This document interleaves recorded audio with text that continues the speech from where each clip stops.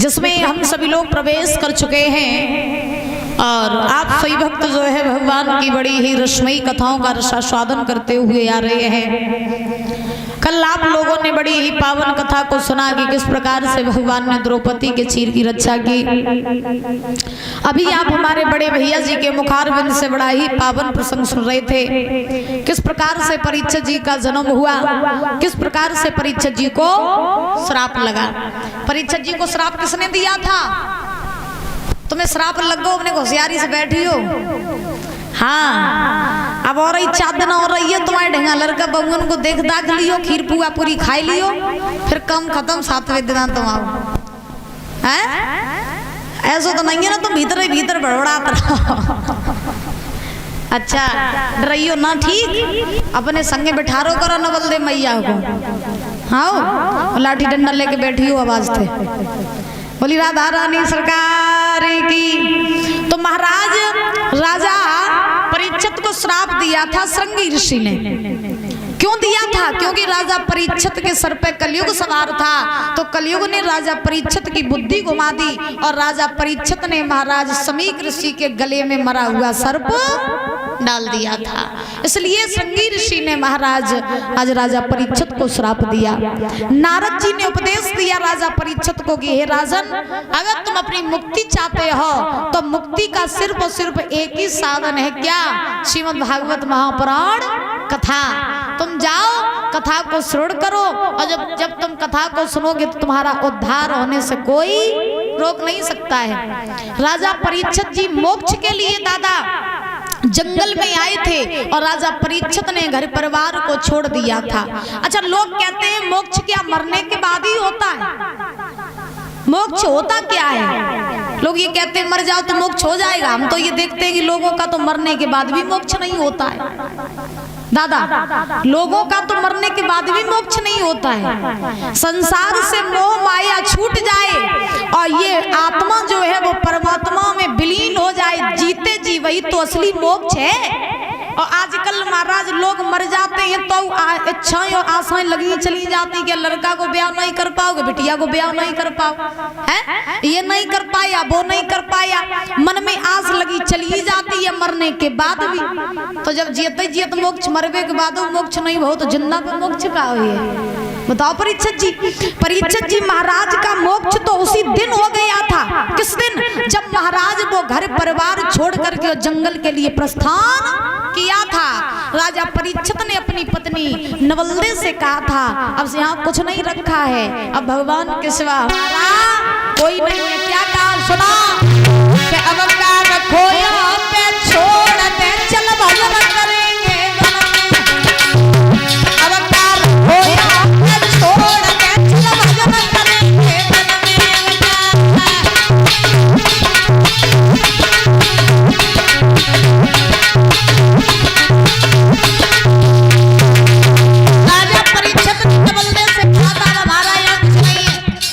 छोड़ना है और हमें अब वन में जाकर के भजन करना है। राजा परीक्षित ने कहा आय अकेले रहना गुरुवर चले।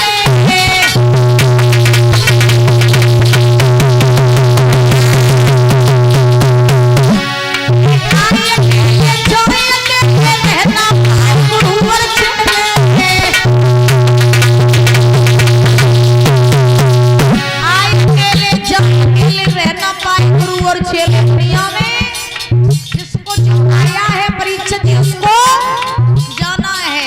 लेकिन परीक्षित जी यही बात नवल्दे को समझा रहे हैं, जब संसार को छोड़ो परमात्मा में विलीन हो जाओ तभी हमारी मुक्ति होगी।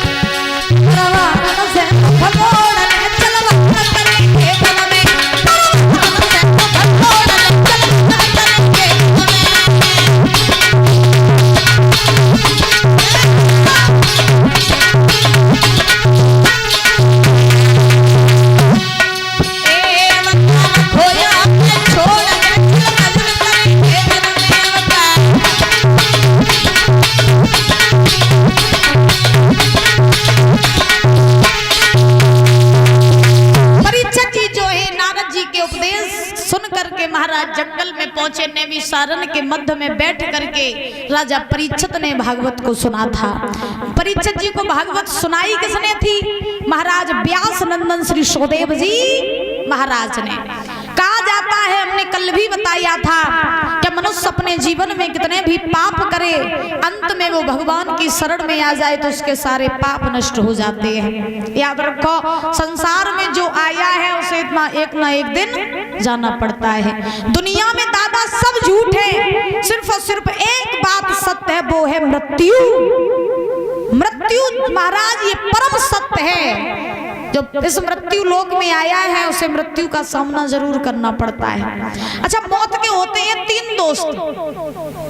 मौत के कितने दोस्त होते हैं? 3। कौन कौन से? समय, स्थान, कारण।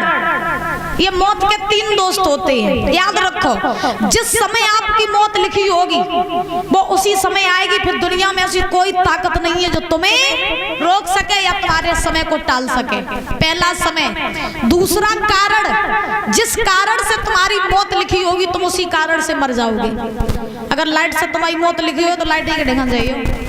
एक्सीडेंट से मौत लिखी होगी तो एक्सीडेंट से ही मरोगे। याद रखो, जब कोई हादसा हो जाता है तो माताएं और भाई लोग ये कहते हैं कि अगर हम अपने लला को हन्ना जान देते तो आज ऐसा हादसा ना हो। तो ऐसे कहते ना, ये सब मैया कहने की बातें होती हैं। ये मौत का दूसरा दोस्त होता है कारण। तीसरा दोस्त होता है स्थान। जिस जगह मौत लिखी होगी वो वहीं मरेगा। बाहर मौत लिखी है घर के तो घर के बाहर मरेगा। अंदर मौत लिखी है तो अंदर मर जाएगा। रोड पे मौत लिखी है तो रोड पे मर जाएगा। तो ये मौत के 3 दोस्त हैं। याद रखो, मौत से कभी घबराया न करो। लोग महाराज डरते रहते हैं कि मौत आएगी तो फिर कैसे क्या होगा। परीक्षित जी तुम तो नहीं डरा, तो प्राण प्यारे तो नहीं तुम्हें प्राण प्यारे हैं, तभी तुम मन ही मन में कह रहे हो। बोली गोविंद भगवान की। मौत से कभी घबराना नहीं चाहिए। राजा परीक्षित को व्यास नंदन श्री सुखदेव जी महाराज ने महाराज ये साप्ताहिक कथा सुनाई थी, इसीलिए ये 7 दिन की कथा कराई जाती है। न कथा तो अथा है, 7 दिन क्या 7 जिंदगी भी निकाल दोगे तो भी कथा कभी पूरी नहीं होगी। अब ये सुखदेव जी महाराज कौन थे और इनको कथा का ज्ञान कहां से हुआ था, और सुखदेव जी महाराज ने राजा परीक्षित को कथा कैसे सुनाई थी, ये प्रसंग किया सूत जी महाराज से 88,000 ऋषियों ने। तो सूत जी महाराज बोले हैं कि ये सुखदेव जी महाराज जो थे इनको कथा का ज्ञान हुआ था भोले बाबा से। कैसे हुआ था ये कथा विस्तार पूर्वक सुनो। प्रमाण ये मिला कि एक बार बाबा देवर्षि नारद बैठे हैं। तो बाबा देवर्षि नारद बैठे हैं तो सोच रहे हैं कि मैंने सभी देवी देवताओं की लड़ाई करवाई, आज क्यों ना हम किसी न किसी देवी देवता में लड़ाई करवाए चले के। अच्छा, नारद किसे कहते हैं? नारद, जिनकी बात कोई रद्द ना कर सके वो ही नारद। अच्छा, नारद जी का स्वभाव और था परीक्षित जी। कैसा? कि जौन घर में लड़ाई हो रही हो वे बा घर में सलाह करवाए वो, और जौन घर में सलाह हो वे बा घर में लड़ाई करवाए वो। ऐसा नारद जी का स्वभाव था। कहने का मतलब चुगला आते 1 नंबर के। हाँ, और चुगलन को काम का होत करे महाराज इधर की उधर करना। तो नारद जी ने सोचा कि हमने सब देवी देवता में लड़ाई करवाई, आज मेरा मन ऐसा कर रहा हो कि काऊ देवी देवता में लड़ाई करवाएं चले। अब नारद जी सोच रहे कि लड़ाई करवाएं तो करवाएं किन में? लक्ष्मी नारायण में बहुत बार लड़ाई करवाए चुके, ब्रह्मा ब्रह्मांडी में बहुत बार लड़ाई करवाए चुके, भोले बाबा पार्वती के बीच कबहू लड़ाई नहीं करवाई तो उनकी ही करवाइए चले। सो नारद जी ने हाथ में बीड़ा लिया और नारायण नारायण का जाप करते हुए नारद जी चले। चलते चलते चलते चलते परीक्षित जी नारद जी पहुंचे कहाँ? कैलाश पर्वत पर। कैलाश पर्वत पर पहुंचे तो पार्वती अकेली बैठी नहीं कैलाश पर्वत पे, भोले बाबा हते नहीं। पार्वती ने नारद जी को आत भव देखो आसन लगा दिया, नारद जी को बैठा लिया। पार्वती ने कही कहो लला नारद कैसे आना हुआ, आज का कैलाश की रास्ता भूल गए का? नारद जी बोले ना मैया, रास्ता तो नहीं भूले, हम इधर से गुजर रहे थे, सोचा तुम्हारे हालचाल लेते चले, तुम तुम्हारे हालचाल लेने आए हैं। पार्वती समझ गई कि बिना काम के तुम कहू घरे नहीं जाता, मैं मालूम है तुम ना काऊ काम से आए हो। लला काम बताओ, काय काम से आए हो? तो नारद जी बोले अच्छा जब बताओ भोले बाबा कहाँ हैं? तो पार्वती बोली बे ने कछु काम से बाहर चले गए, तुमने एक देर पहले आ जाते तो तुम्हें भी मिल जाते। नारद जी ने दिमाग में सोची चलो जो बढ़िया है जो भोले बाबा यहाँ नहीं है। अब पार्वती के कान भरवे में अच्छा आनंद आएगा, क्योंकि एक चीज हमने देखी है बुजुर्गों, भैयन के कोई कान अगर भरे तो जे काऊ के बहकावे में नहीं आता, और इनके कान कोई भत्ते में तो महाराज जी तुरंत बात मान लेते। फिर जमानों के जौलों घर में जब पूरी कले नहीं कर ली है दूसरे के कहवे पे, तो लो इन्हें चैन नहीं पड़ता है। ऐसे ही नारद जी ने सोचा कि पार्वती के कान भरवेने में आनंद आएगा, तो अब नारद जी ने पार्वती से कही मैया, बोले हाँ भोले बाबा जब आए जाए तब हम आइए, हमें छोटो सो काम हतो लेकिन काम उनसे ही हतो। अब देखो भोले बाबा की महाराज नारद जी की चाल, नारद जी बोले मोई काम सिर्फ और सिर्फ भोले बाबा से हतो, तुमसे कोई काम नहीं है, तो अब हम लौटे जा रहे और जब भोले बाबा आ जाए तब हम फिर आएंगे। पार्वती ने कही अब तो जो बात है सो बात तुम हमें बताए के जाओ, फिर चाहे कुछ भी हो जाए। नारद जी बोले देखो तुमसे जो बात हम पूछे वह बात को तुम आंसर हमें नहीं दे पाई हो, उस बात का उत्तर सिर्फ और सिर्फ भोले बाबा के ही पास में है, तुम्हारे पास नहीं है, तुम भोले बाबा से ही पूछेंगे आके। पार्वती को अब तो और बात महाराज दिमाग में खटक गई। पार्वती सोचने लगी ऐसी कौन सी बात है जो उन्हें पता हमें नहीं पता। पार्वती ने नारद जी से कही देखो तुम्हें नहीं मालूम नारद कि जो बात भोले बाबा को पता है वही बात हमें पता है, तो तुम्हें जो भी तुम्हारे मन में बात है वो बात हमसे पूछो, हम उस बात का उत्तर देंगे। नारद जी बोले मैया मान जाओ तुम उत्तर नहीं दे पाओगी। पार्वती ने कहा कैसी बातें कर रहे हो, हम उत्तर देंगे, तुम प्रश्न तो पूछो। तो नारद जी बोले पूछे, बोले पूछो। तो नारद जी ने कही सुनो क्या एक बात हमें बतलाइयो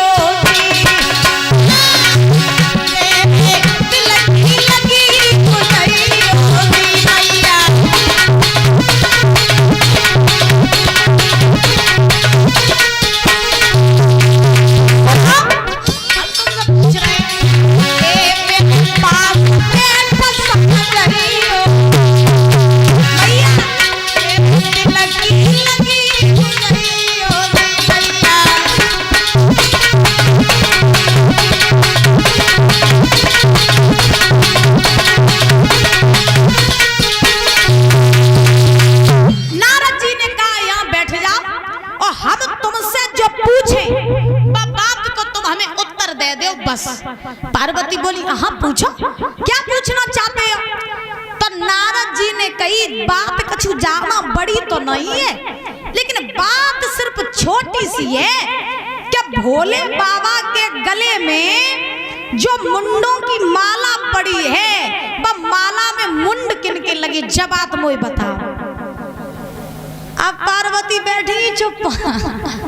पार्वती सोचने लगी है जवाब तो हमें मालूम ही ना, इतने दिन हो गए भोले बाबा के साथ में शादी करके आए, लेकिन उनसे कभी मैंने पूछा नहीं और उन्होंने भी मुझे कभी बताया नहीं। अब हम नारद को जवाब को उत्तर कैसे देवे कि उनके गले में जो मुंड की माला है वो में मुंड किनके लगे। अब पार्वती चुप बैठे।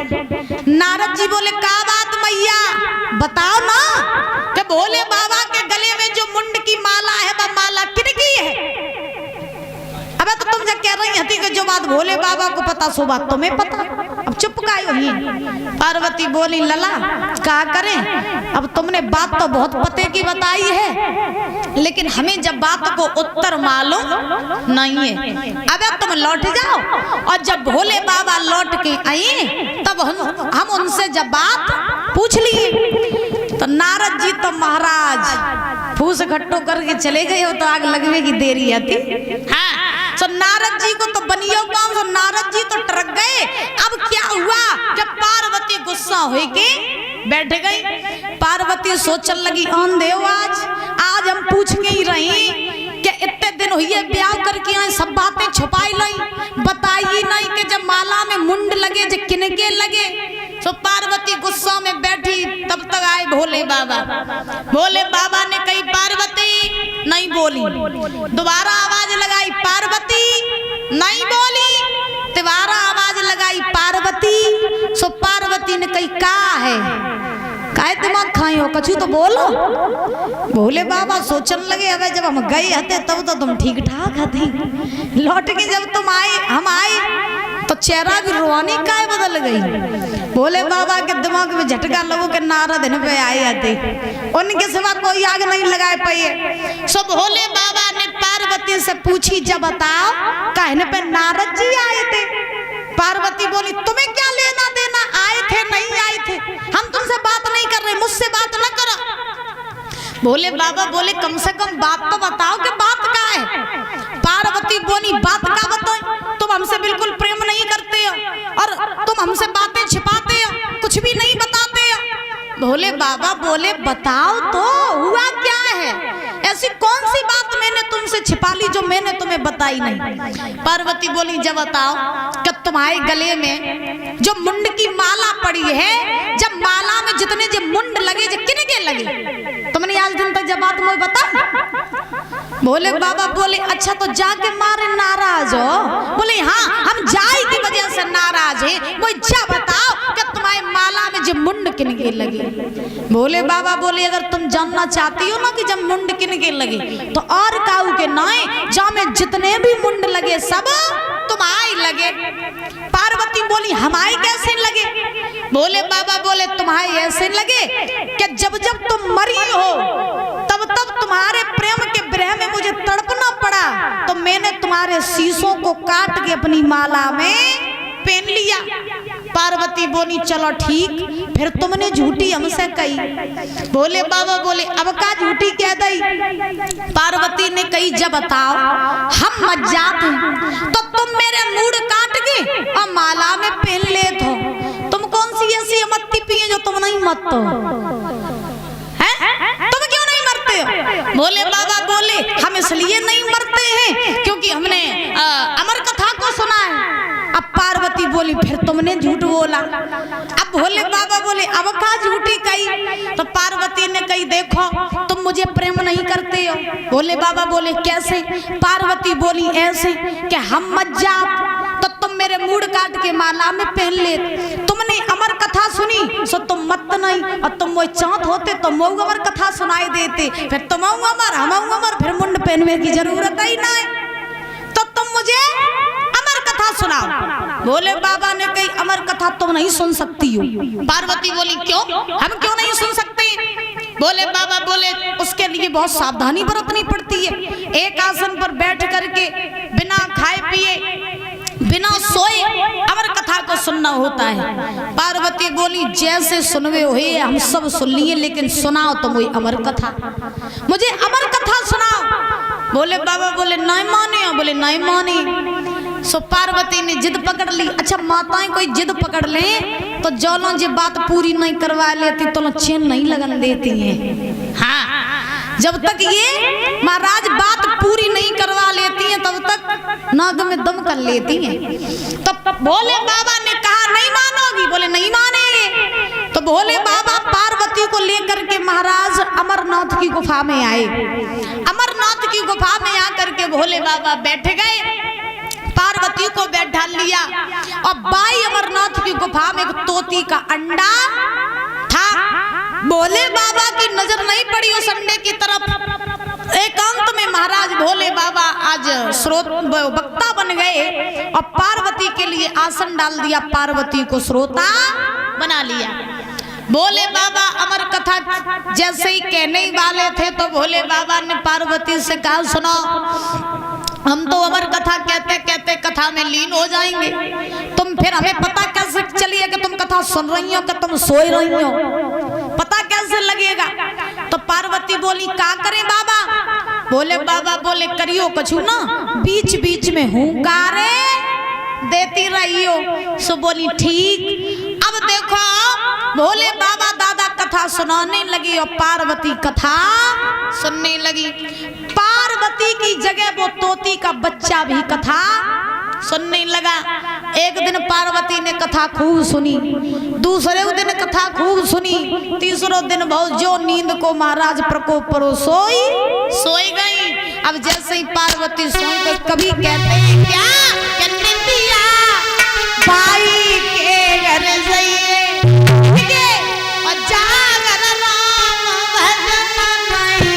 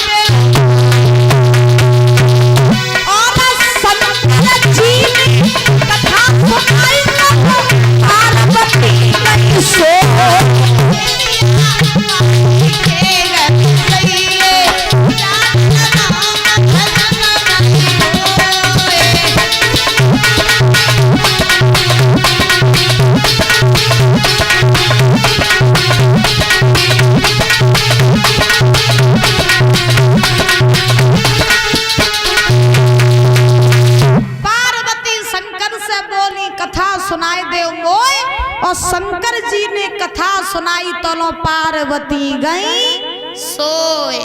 सो महाराज पार्वती तो सोई गई। अब भोले बाबा कथा कहते जा रहे हैं। बतौती के बच्चा ने जब देखो कि पार्वती तो सोई गई और भोले बाबा को हुंकारे नहीं मिले तो फिर भोले बाबा कथा कहना बंद कर देंगे। फिर कथा ना तो पार्वती सुन पाए और ना फिर हम सुन पाए। सो महाराज पार्वती की जगह परीक्षित जी वो तोती का बच्चा हुंकारे देने लगा। और जब तोती के बच्चा ने हुंकारे दे तो मालूम है क्या हुआ, सुनो।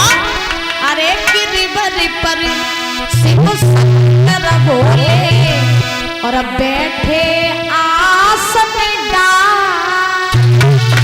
और अमर कथा जब लगे सुनाने और गौरा को त्रिपुरारी और उमा के परिय सोता हूँ करा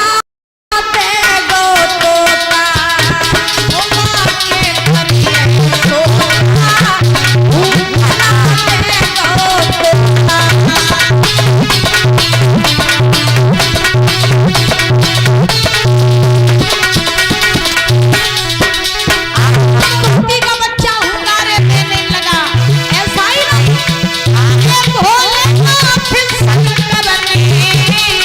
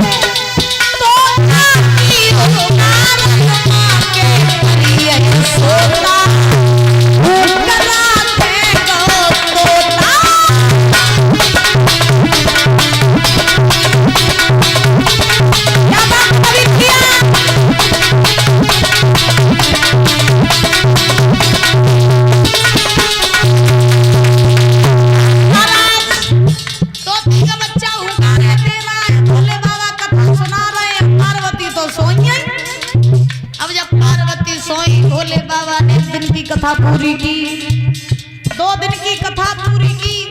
धीरे धीरे जब पूरी कथा पूरी कर दी परीक्षित जी, भोले बाबा की समाधि खुली, जयकारा लगाया, बोलिए गोविंद भगवान की। जैसे ही जयकारा लगा उस पार्वती भड़बड़ाए को दी। अच्छा, पंडाल में अगर कोई सोए रहो होवे तो तभी उठा जब जयकारा सुनते। हाँ, पार्वती घबराए के उठी। सो पार्वती ने भोले बाबा से कई कहा, अधभर में ही गाय जयकारा लगाए दो। भोले बाबा बोले तुम अधभर में कह रही हो, कथा तो हमने कब की पूरी कर दी। पार्वती बोली पूरी कर दी? बोले हाँ। कब? बोले अभी अभी कुछ देर पहले। तुम कहाँ गई थी? पार्वती के दिमाग में झटका लगो, हम तो सोई है। अब महाराज भोले बाबा से कहा कि तुम सो गई थी? बोले हाँ महाराज हम सो गई थी। भोले बाबा बोले तुम सोई थी फिर हुंकारा बराबर मिलत रहे, ये किन्ने दे? पार्वती बोली देखो महाराज हम नहीं जानत किन्ने दे। अब जिन्हें तुमने कथा सुनाई उनसे ही पूछो। तो हुआ ये जब नींद से तो जागे सो सब हुआ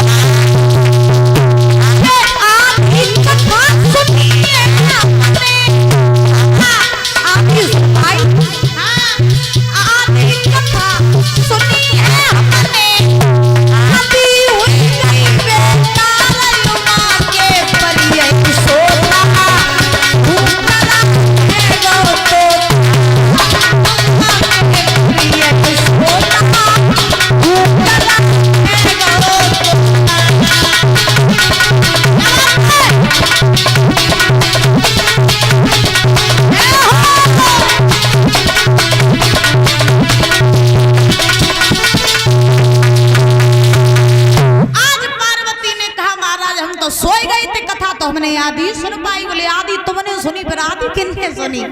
भोले बाबा ने ध्यान धर के देखा तो क्या देखा कि तोती के बच्चे ने पूरी अमर कथा सुन ली। अब भोले बाबा को बड़ा क्रोध आया। भोले बाबा त्रिशूल लेकर के उस तोती के बच्चे के पीछे भागे, जवाब दिया दुष्ट तुझे कथा सुननी थी तो तू आगे से सुनता, तूने पीछे से क्यों सुनी? अब हम तुझे छोड़ेंगे नहीं। भोले बाबा त्रिशूल लेकर के उस तोती के बच्चे को मारने के लिए दौड़े। प्राण बचा करके वो तोती का बच्चा महाराज भागने लगा। आगे आगे वो तोती का बच्चा है, पीछे पीछे दादा आज भोले बाबा हैं। ये तोती का बच्चा भागते भागते आज पहुंचा है कहाँ? व्यास जी की कुटिया के पास। व्यास जी की पत्नी थी जिनका नाम था ऐड़ी। ऐड़ी को जमाई आई तो ये तोती का बच्चा महाराज मुख के द्वार से होकर के गर्भ में प्रवेश कर गया। सोचने लगा अगर बाहर रहिए तो भोले बाबा हमें मार दिए, जिंदा ना छोड़िए तो इसके गर्भ में ही पहुंच जाए।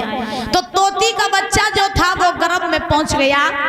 सूत जी महाराज समझा रहे 88,000 ऋषियों को कि हे ऋषियों, भोले बाबा भागते भागते व्यास जी की कुटिया के पास आए। भोले बाबा से व्यास जी ने पूछा हे प्रभु आप यहाँ भागते भागते क्यों आए? क्या बात है? कहाँ जा रहे हो भागते हुए हाँफते हुए?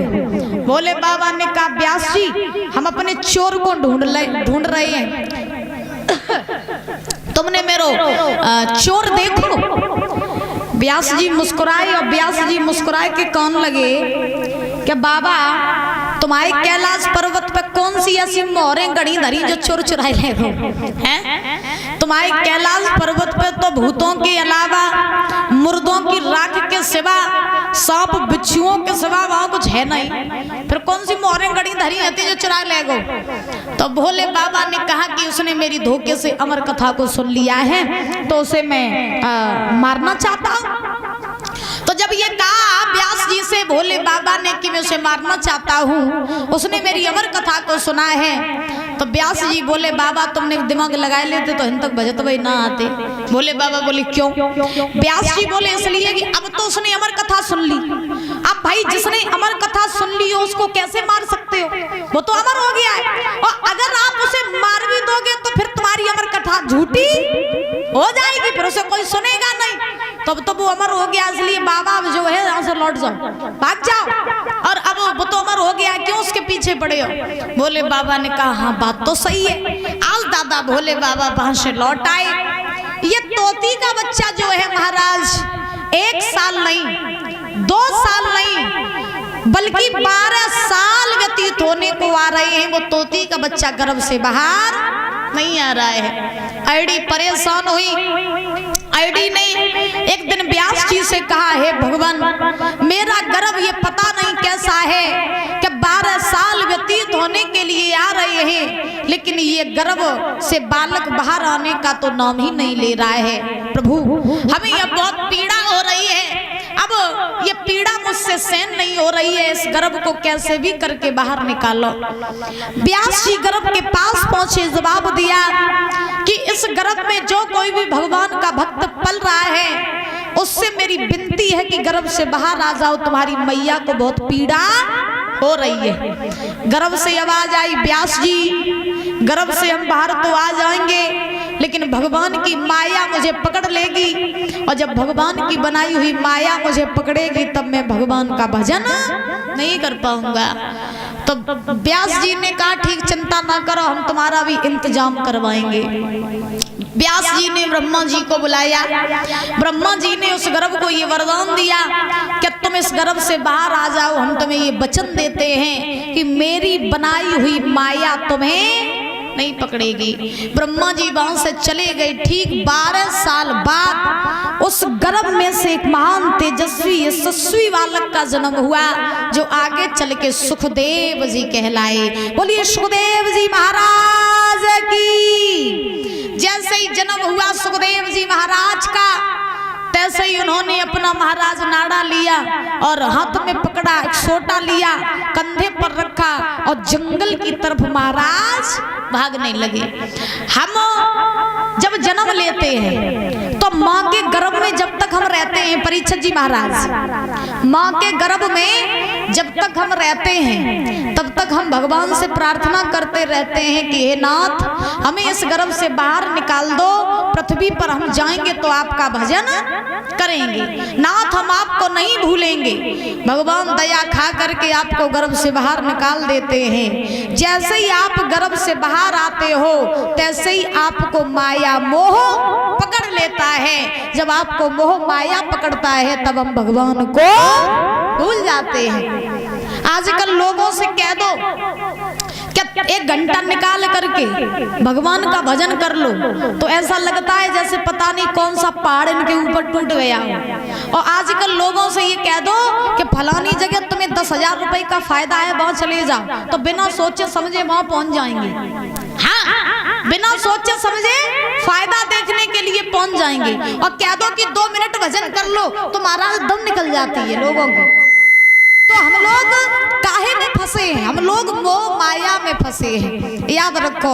और संसार से जब तक मोह माया से दूर नहीं होंगे तब तक न तो हमारी मुक्ति हो सकती है, न हमारा मोक्ष हो सकता है। सुखदेव जी महाराज भागे जंगल की तरफ, पीछे पीछे व्यास जी भाग रहे हैं। व्यास जी के पीछे आईडी भाग रही हैं और कह रही हैं बेटा मैं तुम्हारा पिता हूँ, मैं तुम्हारी माँ हूँ, मुझे छोड़ के कहाँ जा रहे हो? सुखदेव जी महाराज खड़े हुए जवाब दिया पिताजी कौन किसका बाप, कौन किसकी माँ, पता नहीं कितने जवान जन्मों में हम तुम्हारे बाप बने होंगे और पता नहीं कितने जन्मों में तुम हमारे बाप बने होगे।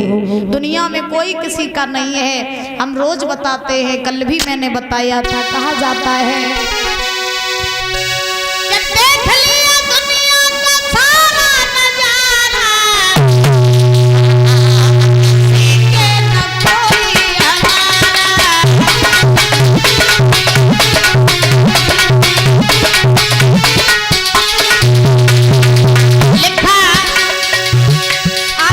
मतलब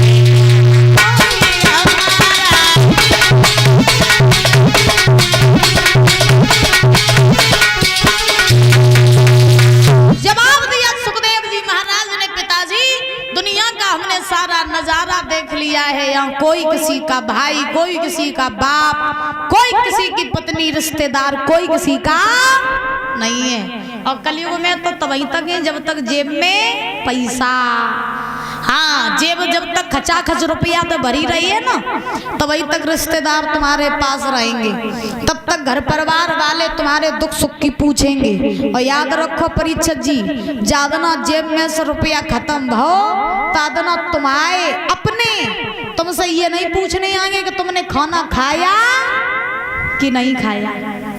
ये है कलयुग की रीत, याद रखो। जब तक अपना चूल्हा जल रहा है तब तक सब पूछेंगे, और जिस दिन अपना जलना बंद हो गया उस दिन कोई पूछने वाला नहीं है। आज सुखदेव जी महाराज जंगल में गए हैं और ये सुखदेव जी महाराज ने महाराज राजा परीक्षित को कथा श्रवण कराई है। बोलिए परीक्षित लाल की, बोलिए श्रीमद् भागवत महापुराण की जय जय श्री राधेश्याम। आइए ताली बजा करके एक प्रभु नाम का संकीर्तन बोलेंगे, उसके बाद जो है भगवान की पावन कथा में प्रवेश करेंगे।